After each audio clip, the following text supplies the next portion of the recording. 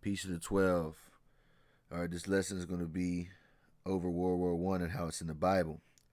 All right, I want you to bear with me as I bring out the scriptures, to prove it.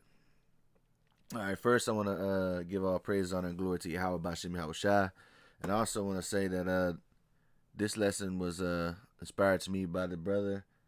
His name is he goes by Apostle Gabar out there in GMS. All right, because he did a video on it. And I said, and then now I'm gonna do the video on it. Right. Anyway, this is Revelation 9:1. And the fifth angel sounded, and I saw a star fall from heaven onto the earth, and to him was given the key to the bottomless pit. All right, the bottomless pit is Europe. All right, the bottomless pit is Europe. All right, we're gonna get to this king, this guy in a minute, man. All right, let's go to the next verse.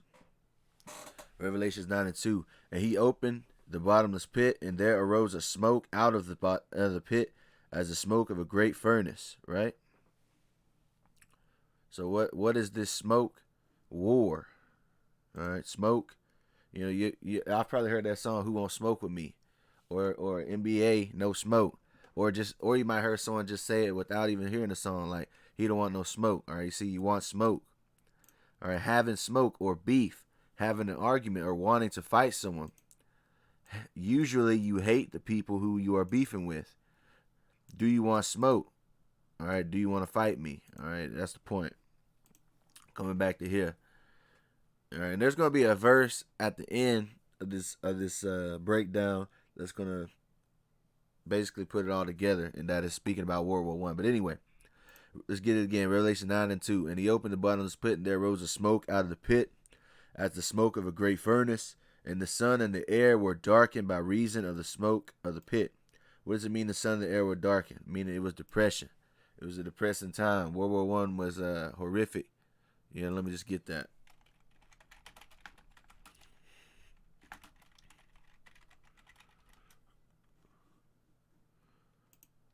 All right, World War One was horrific.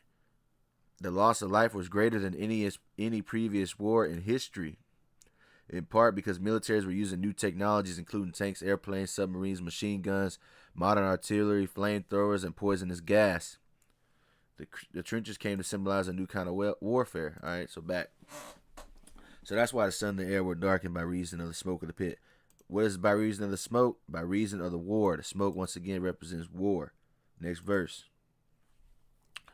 And there came, Revelation 9:3. And there came out of the smoke locusts upon the earth, and unto them was given power, as the scorpions of the earth have power.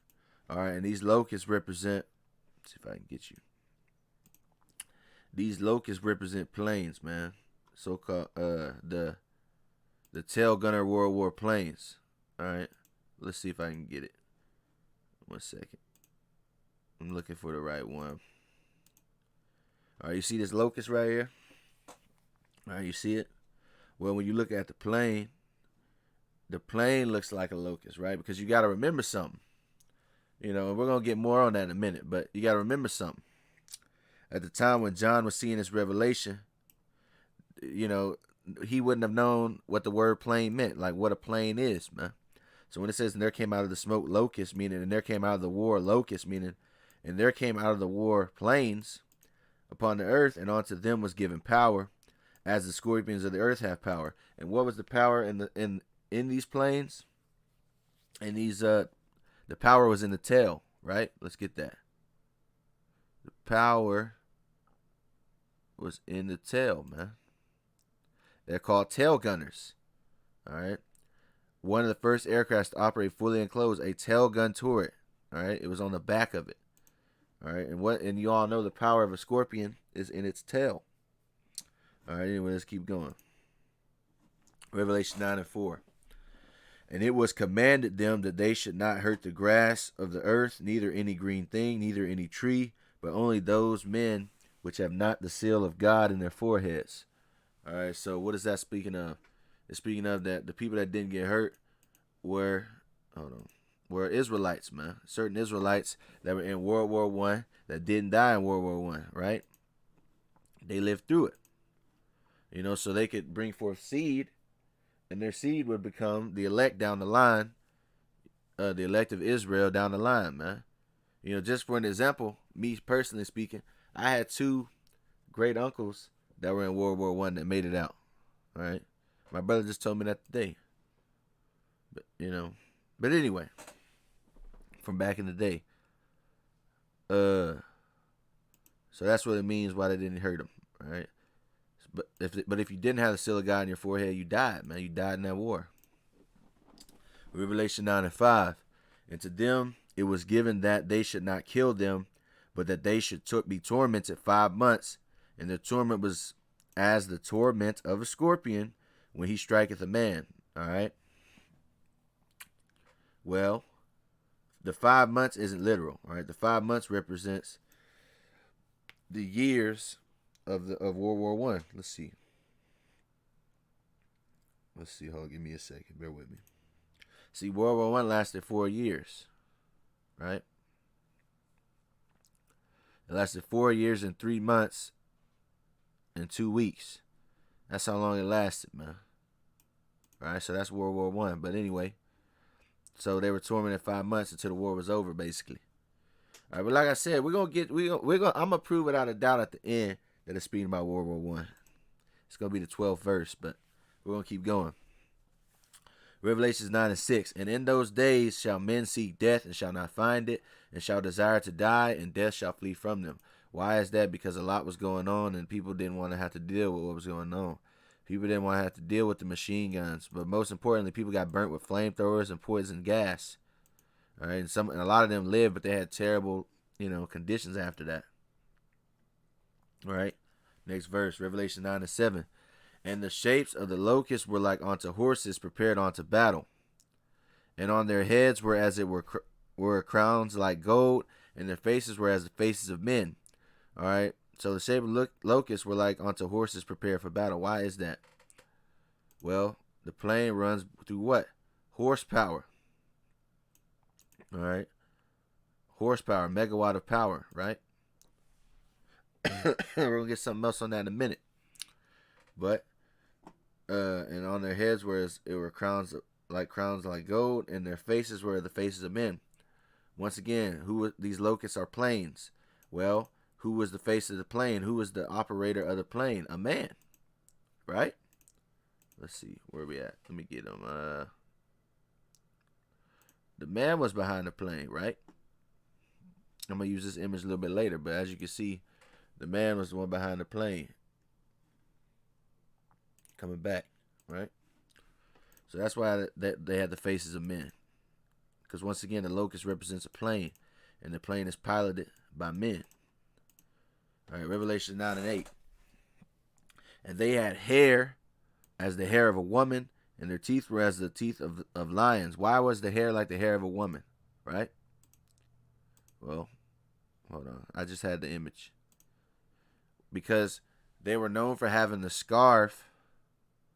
Back in the World War One, the pilots had scarves on that used to blow back in the wind, and they had these goggles on as well to block off the oil and debris that would get in their face as they were flying, man. You see, this dude has a scarf, etc. That's what they were known for, having scarves, which is like the long hair of a woman, as you can see, this woman right here.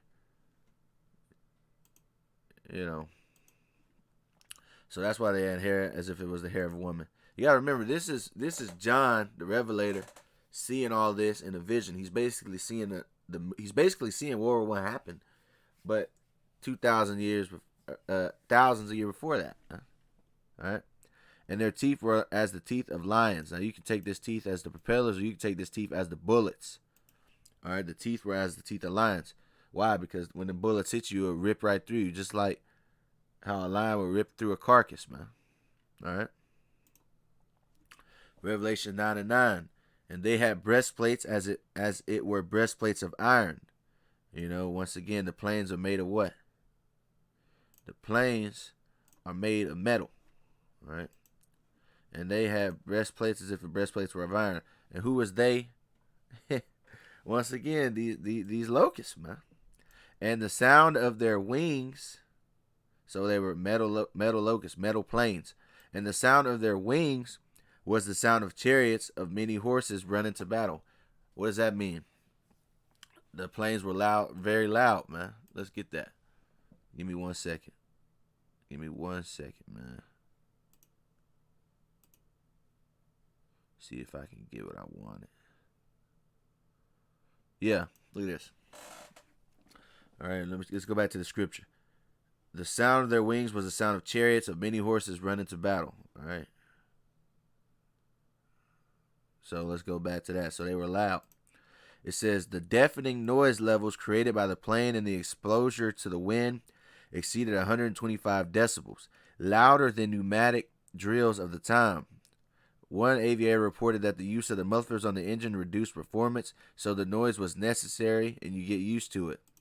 So World War I plane sounds were deafening, man. Just like the sound of galloping horses, you know, a legion of horses run into battle.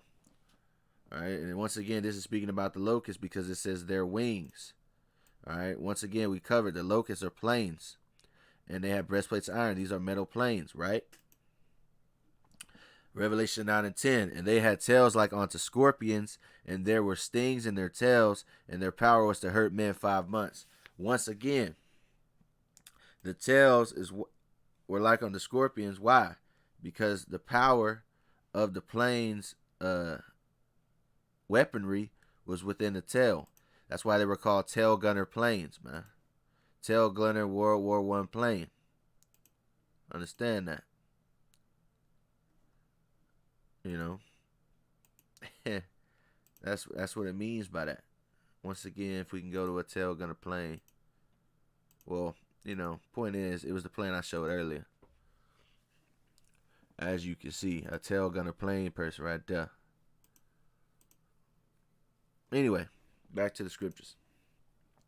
And their power is to hurt men 5 months. Oh, and I'll read it again. Revelation 9 and 10. And they had tails like on the scorpions, and there were stings in their tails, and their power was to hurt men 5 months. Once again, the 5 months represents the 4 years of the war, man. Like I said, the 5 months isn't literal. All right, 4 years. Really 4 years, 3 months, and 2 weeks. Most of the time in prophecy, when it speaks about months and days, when it's in a prophetic lens, most of the time it's not literal. It's not a literal 5 months, right? Revelation 9:11, and they had a king over them, which is the angel of the bottomless pit. An angel, by the way, is a messenger, right? Like a mouthpiece, or an angel's like a messenger. All right, that's why angels were sent to deliver messages all throughout the scriptures. But anyway, Revelation 9:11. And they had a king over them, which is the angel of the bottomless pit, whose name in the Hebrew tongue is Abaddon, but in the Greek tongue his name is Apollyon. All right, who is this person is speaking about? This man, Kaiser Wilhelm II. All right, who was known at his time as the supreme warlord. All right, he had a role in the conduct of the war. All right, so anyway, there you go. Kaiser Wilhelm II. This is Apollyon right here. Now, this next verse is going to prove it 100%. Revelations 9 and 12. All right, one woe is past. All right, woe means death and destruction. So one woe is past, meaning World War I has ended. All right, one woe is past, and behold, there come 2 woes more hereafter. So there were going to be 2 more wars after this war. And that's what? World War II, and then World War III is on the horizon, man. World War III has to happen, by the way. It's scriptural. So that one woe that passed was World War I. All right, and there come 2 woes more hereafter. All right, I'll do videos on them at another time, but at the point is proven. So yes, World War II is biblical, man. And with that, I say peace to the 12 once again. I want to give all praise, honor, and glory to Yahawah by Hashem Yahawashi. Peace.